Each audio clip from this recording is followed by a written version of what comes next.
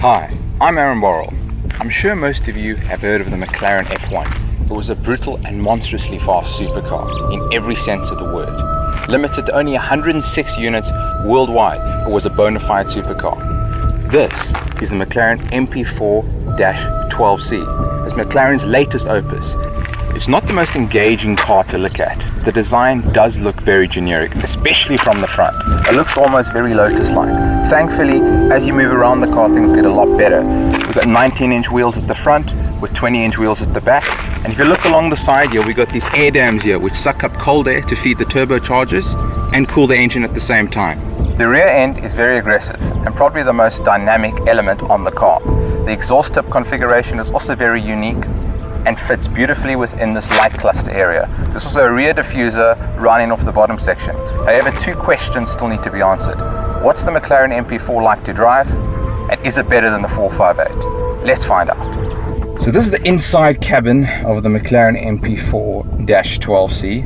And you'll see and you'll notice that it's a very simplistic cabin, very driver focused and functional. Still, however, it is luxurious. There's leather trim clad in the dashboard, the door cards, red stitching running up, bringing everything together. And the seats are also surprisingly comfortable. You'd usually expect a bucket seat of this nature to get a bit uncomfortable after a while, specifically and especially when you get inside the car. But these are quite comfortable and they give great lateral support for the body. And then starting this car up, it's a 7-speed automatic. Left foot on the brake, start engine button. There's a large rev counter cluster in the middle, so it's also further stressing the driver focused nature of this car with ancillary information on the right and left. On the right, we've got things monitoring oil, water, and fuel. Now, the first thing you'll notice when you drive in this car is just how comfortable and smooth it is, and that's because I'm in the basic setting, I'm in the normal setting, and that's on the powertrain and handling department. It soaks up every little bump. Now, this is a road I usually take all my cars on to test them. I was recently here with the Renault Clio RS.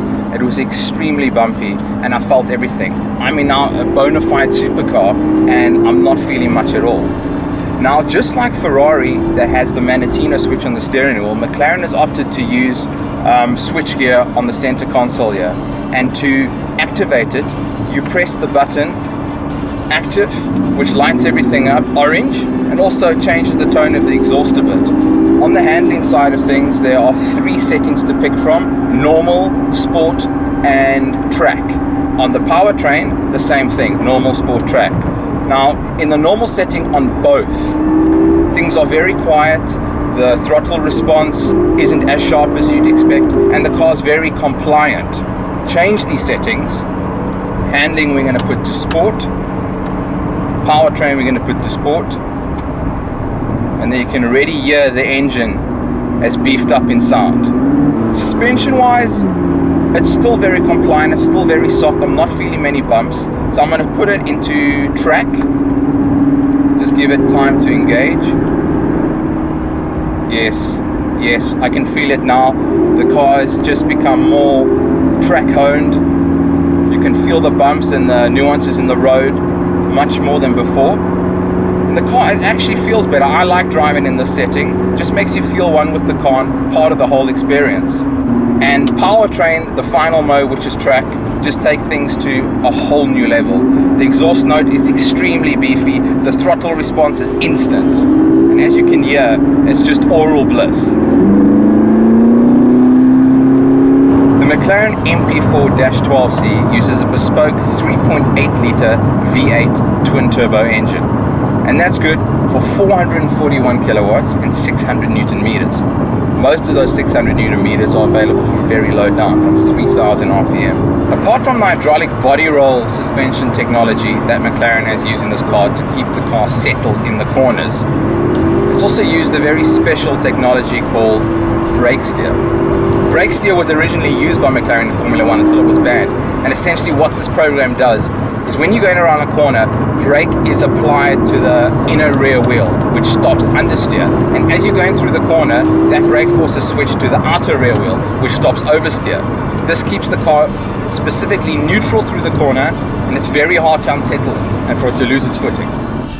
In concluding, the McLaren MP4-12C is quicker than the Ferrari 458 in every single way. It's even easier to drive, but does that make it better?